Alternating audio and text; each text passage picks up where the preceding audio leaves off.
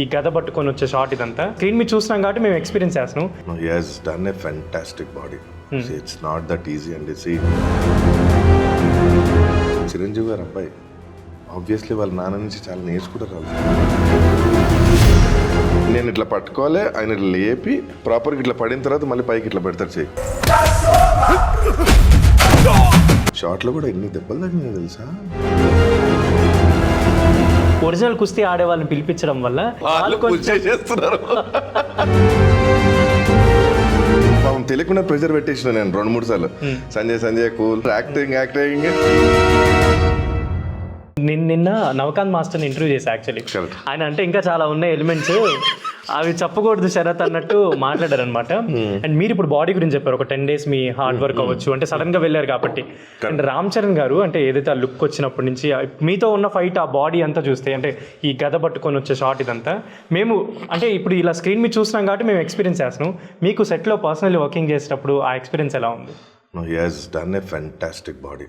See, it's not that easy. And see, body చేయడం easy కాదు, చాలా హార్డ్ వర్క్, చాలా సాక్రిఫైస్, చాలా డెడికేషన్ ఉండాలి.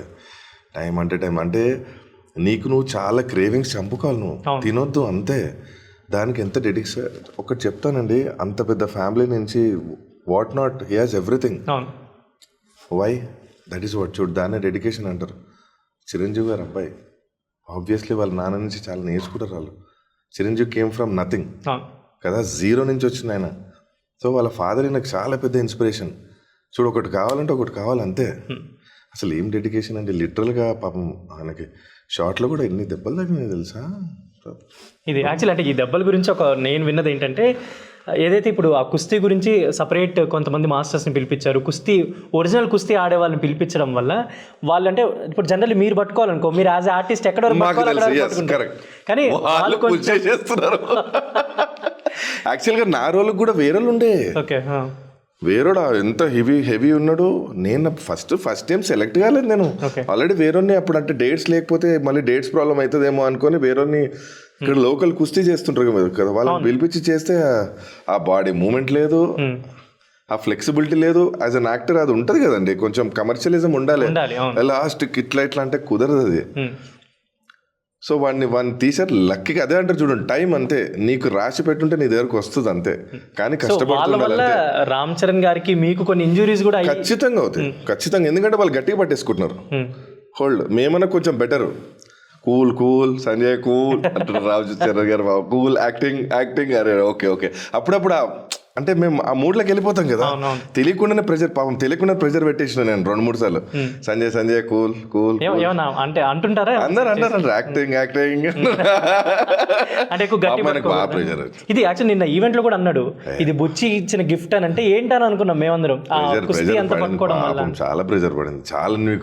మీకు చెప్తున్నా కదా, అంటే హీరో ఇలా చేయగలుగుతాడా అని అనిపిస్తుంది మీకు. Literally very tough fight.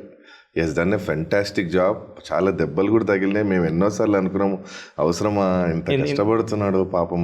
He needs a very big hit. Literally we are మా మనస్ఫూర్తి అనుకున్నది ఒక హిట్ కొట్టాలి ఆయనకి. He needs a very big hit because he owe it, because he worked really hard for it. చాలా హార్డ్ వర్క్ చేశారు. మీ ఈ షాట్ ఇప్పుడు ఏదైతే క్రికెట్ నుంచి కుస్తీకి ఆ క్రాస్ ఓవర్ షాట్స్ అది అంటే ముందే ప్లాన్ చేసుకొని పెట్టారన్నది నిన్న చెప్పడం జరిగింది. కరెక్ట్. మీరు అసలు ఆ టేక్ అదంతా ఎలా తీసుకున్నారు? అంటే మాకు ముందు మేము రిహార్సల్స్ చేసుకుని ఆ షాట్కి వెళ్ళాము, కానీ మాకు తెలీదు అది ఒక ఇట్లా క్రికెట్ నుంచి అది చేస్తారని మాకు తెలీదు. అండ్ మాకు కూడా అలా తిప్పి పడేసే కళ్ళు ఇట్లా తిరిగి ఇలా పడిపోయారు. ఇలా పడేసి ఇలా మీ బాడీ మీద చెస్ట్ మీద ఇలా చేయి పెడతారు. ఎన్ని షాట్స్ అయినా అంటే అంటే ఎన్నిసార్లు? యాక్చువల్లీ సెకండ్ షాట్కి ఓకే. దట్ ఈస్ ఆ షాట్ అవ్వగానే చరణ్ గారు ఎవరైనా చాలా ఫెంటాస్టిక్గా చేశాడు, టైమింగ్ ప్రాపర్గా ఉంది అని డైరెక్టర్ గారికి చెప్తే డైరెక్టర్ గారు వచ్చి నాకు చెప్పారు. చరణ్ గారు నీ గురించి అడిగారు, నువ్వు బాగా చేసావు, ఎవరి అబ్బాయి టైమింగ్ బాగుంది అని అడిగారు మీ గురించి. I felt so good man. As an actor మాకు అది ఇంపార్టెంట్ కదా, సరిగ్గా చేయకపోతే మీరు చూస్తే టైమింగ్. ఇక్కడ ఏంటంటే ఆయన నేను ఇట్లా పట్టుకోవాలి, ఆయన లేపి పడిన తర్వాత ఆయన గాల్లో ఉన్నారు చూసా, నేను పడేటాడు గాల్లో ఉండి పడి ప్రాపర్గా ఇట్లా పడిన తర్వాత మళ్ళీ పైకి ఇట్లా పెడతారు చేయి. సో ఆ టైమింగ్ ప్రాపర్ టైమింగ్. నేను అది షార్ట్ అవ్వగానే this is a trailer shot, గట్టిగా అరిచారు, విజిలేస్తున్నారు సెట్లో, this is a teaser shot for sure అని చెప్పి నేను. ఇప్పుడు అంటే కుస్తీ చాలా ఉంది కాబట్టి దీంట్లో ఒక ఎపిసోడ్ అంతా ఉంటుంది కాబట్టి, క్రికెట్ కూడా ఒక ఎపిసోడ్ ఉంది కాబట్టి ఇప్పటివరకు మనం చూసింది చాలా తక్కువ. అంటే బుచ్చిబాబు గారు కూడా చెప్పడం జరిగింది, అంటే మీరు చూసిన చాలా నథింగ్, అసలు నథింగ్. అసలు మీరు ఆ ఫైట్లో చూసింది అదే, దట్స్ ఇట్ ఫైట్. ఎందుకంటే అది ఇంపార్టెంట్ కాబట్టి దాన్ని తీయలేరు, టీజర్లు వేయాల్సిందే. ఆ ఫైట్ చాలా ఇంపార్టెంట్ ఫైట్, అది మీరు చూసింది అసలు నథింగ్, 0.0001% అంతే. ఇంకా ఎలా ఉండబోతుంది అంటే అసలు మామూలు నేను చెప్తున్నా, మా ఫైట్కి మీరు విజిల్ వేయాల్సిందే. మామూలు హీరో పర్ఫార్మెన్స్ మామూలుగా ఉండదు, క్రేజీ అంటే క్రేజీ. ఒక కొత్త ఫైట్ చూస్తారు అంటే మీరు అనుకున్నట్టయితే ఉండదు, ఫర్ షూర్ ఉండదు. కొత్తగా చాలా, ఎందుకంటే ఎంతోమంది మాస్టర్స్ కలిసి ఆలోచించి బ్రెయిన్ యూజ్ చేసి చేసిన ఫైట్ ఇది. It's not a normal fight. చాలా అంటే చాలా ఆలోచించి చేశారు, ఎన్నో రోజు రిహార్సల్స్ చేసి మరి మేము చేసాం ఫైట్. అండ్ ఇందాక మెన్షన్ చేసినట్టు బుచ్చిబాబు గారు జనరల్లీ అంటే నార్మల్ చూడటానికి చేతులు కట్టుకొని చాలా ఒబిడెంట్గా ఇలా ఉంటుంది కదా, మీకు అంటే బ్రీఫ్ చేసేటప్పుడు ఆర్ఎల్స్ ఏదైనా సెట్లో నెరేట్ చేసేటప్పుడు లేదంటే చేసేటప్పుడు ఎలా ఉంటుంది? అంటే ఆయన ఇప్పుడు జనరల్ ఇంటర్వ్యూలో నార్మల్ ఉంటారు కానీ వర్క్ టైంలో strict. He wants that shot, లేదు నాకు ఇది కావాలి, నో ఇలా చేయండి అని. ఆ డైలాగ్ మాడ్యులేషన్ కూడా చెప్తారు, లేదు ఇలా చేయండి, హ్యాండ్ ఇక్కడ హ్యాండ్ ఇవ్వండి, ఇక్కడ హ్యాండ్ అవసరం లేదు. సో చాలా ప్రాపర్గా వచ్చి ప్రతి ఆర్టిస్ట్ ఎక్స్ప్లెయిన్ చేస్తాడు. ఈజ్ వర్క్ ఓరియంటెడ్ గా, వర్క్ పిచ్ అంటారు, పని పిచ్చోళ్ళు అట్లా. రామ్ చరణ్ గారితో పాటు శివరాజ్ కుమార్ గారితో కూడా వర్కింగ్ ఎక్స్పీరియన్స్ ఉంది కాబట్టి సెట్లో చాలా మంది ఆర్టిస్టులు అంతా.